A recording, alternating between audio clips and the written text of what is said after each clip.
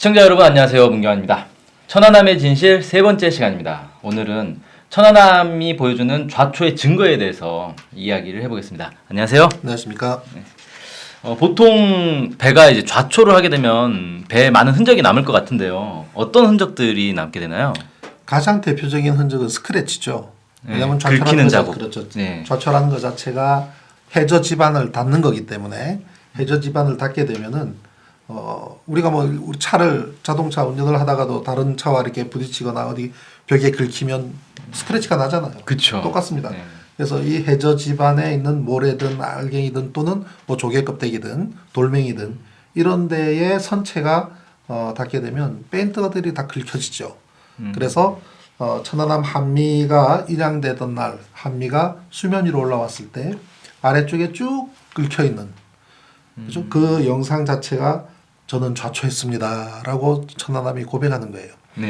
우리가 사실 뭐 승용차를 예를 든다면 다들 차를 갖고 계신 분들이 그 페인트가 뭐 한 해 두 해 만에 아주 그죠? 뭐 못 쓰게 된다거나 사고가 나지 않는 한 네. 그죠? 그렇죠. 선박도 마찬가지입니다. 선박도 수리하고 나왔을 때는 세 배입니다. 거의 그 깨끗하게 페인트가 다 발려지는 상태이기 때문에 그것이 손상을 입었다면은 분명히 외력에 의한 손상인 것이죠. 네, 어딘가에 긁혔을 수밖에 없다. 제일 큰 1차적인 증거는 스크래치입니다. 예.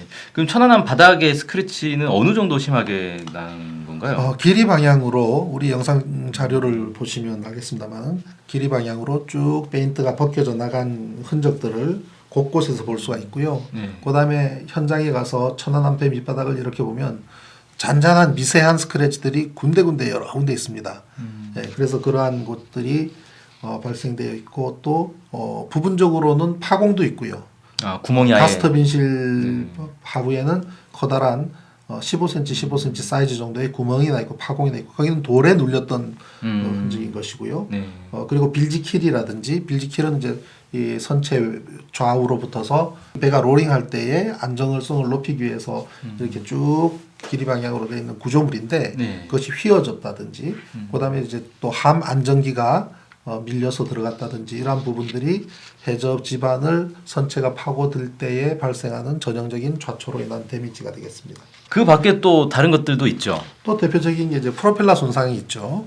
프로펠러가 휘어졌지 않습니까? 네. 프로펠러가 휘어진 것은 좌초한 상태에서 프로펠러를 무리하게 돌렸기 때문에 발생합니다. 그래서 특히 우연 프로펠러의 경우는 뺀질뺀질하잖아요. 그렇죠? 예. 우연 프로펠러를 이렇게 사진들을 보면 광택이 납니다. 꼭 무슨 빼빠링 한 것처럼 네. 그 광택이 나는 것은 무리하게 모래 지반인 해저를 프로펠러가 이렇게 회전을 하면서 말하자면 샌딩 효과가 나타난 거죠. 빼빠링을 한 것처럼. 그래서 프로펠러가 이제 반질반질한 현상이 나타나고 우연에 비해서 자연 쪽은 그 현상이 적습니다. 그건 예. 뭘 얘기하냐면 우연 쪽은 해저 지반에 조금 깊이 파묻혔고 네. 좌연 쪽은 날개 끝 부분만 파묻혔기 때문에 똑같이 돌았지만 좌연 프로펠러는 끝만 조금 닿은 정도고 우연 프로펠러는 깊이 팠기 때문에 프로펠러가 휘어지기까지 한 것이죠. 네. 그 오른쪽으로 더 이렇게 깊숙이 지금 모래에 파묻혔다. 네, 이렇게 그렇습니다. 볼 수가 있는 거네요. 근데 이게 이제 국방부에서는 천안함 선체에 대해서 부식 방지 및 연구 보존 이런 명목으로 네. 천안함의 핵심 증거들을 훼손하지 않았습니까? 그렇죠. 그래서 제가 이제 국방부 장관을 상대로 증거 인멸을 하고 있다. 왜 좌초가 되어 있는 스크래치들은 천안함이 좌초를 했다는 명백한 증거이기 때문에 그 증거를 그대로 놔둬야 되는데 그걸 깨끗하게 다 없앴단 말이에요. 고압 워싱을 한다든지 해서 그 없애버려서 이거는 증거인멸에 해당한다고 제가 이제 항의를 하고 또 국방장관을 고발을 했더니 역으로 제가 국방장관의 명예를 훼손했다고 저를 그 부분을 유죄로 만들어 놨습니다. 네. 그래서 지금 현재도 이제 보면은 알 수 있습니다만은 초기에 나타났던 그런 손상들의 상당 부분은 굉장히 희미해져 버렸고 그 위에 코팅까지 해버렸기 때문에 좌초로 인한 이 스크래치 흔적들이 많이 좀 옅어진 그런 상태가 되겠습니다. 그게 잘 이해가 안 되는 게 원래 국방부에서 이 천안함을 전시를 한 건 그 뭐 북한의 뭡니까 버블 제트 어뢰 이걸로 인해서 이제 파괴된 거고 이걸 후손들에게 잘 알리겠다 이런 목적으로 전시를 한 거잖아요. 그러면 파손된 상태 그대로 이렇게 보여주는 게 효과가 더 좋을 텐데 그걸 굳이 다 이렇게 코팅을 하고 이렇게 깨끗이 만들어가지고 보기 좋게 만든다는 것 좀 잘 이해는 안 되네요. 그 좌초의 흔적이 고스란히 나오기 때문이죠. 특히 네. 어떤 부분이냐면요. 가스터빈실이라든지 이런 부분들, 특히 선박은 외부에 플레이트가 있으면 그 내부에 골조가 있습니다. 네. 그걸 이제 프레임이라 그러거든요. 그 프레임 골조들이 지나가고 그 위에 철판이 이렇게 쌓이게 되는데 이게 이제 용접을 한다든지 초기에 보면은 반듯하게 되질 않아요. 그래서 용접의 온도 때문에 철판이 프레임이 나온 쪽들은 조금씩 돌출돼 있습니다. 네. 그리고 세월이 입에도 수명이 뭐 20년 이상 되는 배 아닙니까? 세월이 오랫동안 흐르다 보면은 프레임 골조들이 이렇게 외부에서 볼 때 조금씩 튀어나와요. 네. 그게 이제 꼭 이제 마른 사람 갈비뼈가 이렇게 드러나듯이 이런 프레임들이 드러나게 되는데 좌초를 하게 되면 프레임 부분이 집중적으로 손상을 입죠. 그러다 보니까 프레임 쪽이 싹 다 벗겨지고 프레임 쪽이 집중적으로 녹이 발생하고 이런 부분들은 폭발하고 전혀 관계가 없거든요. 네. 그러니까 이러한 부분들이 좌초의 흔적을 고스란히 나타내고 있기 때문에 어떤 사람들이 보기에는 그것이 불편했을지도 모르겠습니다. 그러니까 고아보싱으로 깨끗이 다 털어내고 이제 코팅을 한 상태가 된 것이죠. 네. 자, 그 이제 천안함 선체를 그때 당시에 이제 선체를 직접 보면 좌초로밖에 설명할 수 없다 이렇게 되는데 이런 증거들에 대해서 이제 군은 또 입장이 있을 거 아닙니까? 법정에서는 뭐라고 얘기를 하던가요? 그 천안함 반파 자체가 좌초나 충돌이 아니라 어뢰 폭발에 의한 것이다라고 이제 주장을 하는데 실은 국방부 조사 결과 보고서를 봐도 천안함 선체에는 전 부위에 폭발 흔적이 전혀 없다라고 기록되어 있습니다. 아. 그게 무슨 얘기냐면 폭발의 흔적이 없어요. 네. 천안함에 폭발의 증거도 없고 폭발의 흔적이 없습니다.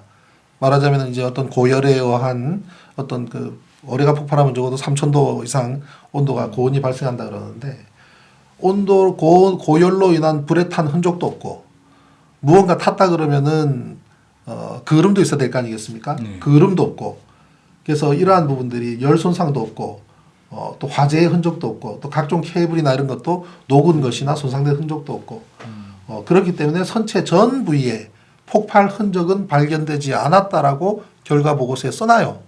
그런데 뭐냐 비접촉 폭발이라는 겁니다. 아, 비접촉 그러니까. 폭발이다. 네. 그럼 어뢰가 터졌을 때 어뢰가 선체를 직접적으로 타격하지 않고 3 내지 6m 그 하부에서 폭발을 했기 때문에 그 비접촉 폭발로 의해서 가스 버블 거기서 발생하는 가스 버블로 인해서 배가 선체가 반파되었기 때문에 직접적인 폭발의 흔적이 없다라고 하는 궤변에 가까운 논리를 펼칩니다. 비접촉 폭발이든 직접적인 타격이든 폭발의 메커니즘은 똑같거든요. 충격파가 발생하는 것 똑같고 고열이 발생하는 것 똑같고 하기 때문에 약간의 차이는 있을지 몰라도 그러한 폭발로 인한 특성은 고스란히 선체에 남아 있어야 됩니다. 근데 그것이 전혀 없고 전혀 없으니까 비접촉 폭발이다라고 이제 논리를 세우고 버블젯 어뢰다라고 또 주장을 하고 거기에 맞춰서 또 일본을 쓴 어뢰를 등장시킴으로써 그들의 주장을 이제 합리화시키려고 했는데 그거 하나하나를 지금 대응해서 진실을 밝히고 있는데 지금 9년이 흐르고 있습니다. 네. 그러면은 좀 이제 또 추가를 하자면은 어쨌든 하부에 스크래치가 많이 나 있다는 것 자체를 뭐 군에서 부정하진 않을 거고 그 스크래치가 폭발에 의해서 난 스크래치다 이렇게 설명할 수는 없을 거 아닙니까? 국방부의 주장은 그렇죠. 배가 해저에 가라앉아 있을 때 네. 조류에 의해서도 부분적으로 밑에서 스크래치가 발생할 수 있다라고 얘기를 해요. 아. 이 배가 천안함이 1,200톤이거든요. 네. 그러면 이제 함수 한미가 분리가 되었을 때 함수 쪽은 700톤, 한미 쪽은 500톤입니다. 그러면 한미 500톤이 물 속에 들어가면서 그냥 들어가는 게 아니라 해수를 안으로 그죠? 물이 네. 들어가잖아요. 네. 침수가 다 그러면 되고. 선체 자체의 고유 무게와 안으로 침입한 해수의 무게를 합치면 1,000톤 가까이 될 거예요. 1,000톤이 해저에 가라앉으면 그대로 정지하지 조류에 휩쓸리거나 파도에 휩쓸리지 않습니다. 그렇기 때문에 그러한 국방부의 주장은 공허한 것이죠. 네. 예. 좀 상식적으로 말이 안 네. 되는 그런 이제 주장을 하고 있다. 뭐 이렇게 얘기를 할 수 있겠네요. 자, 오늘은 천안함이 이제 좌초다. 왜 좌초인가의 증거들에 대해서 쭉 살펴봤습니다. 이렇게 천안함 진실 세 번째 시간 이렇게 마치겠습니다. 감사합니다. 감사합니다.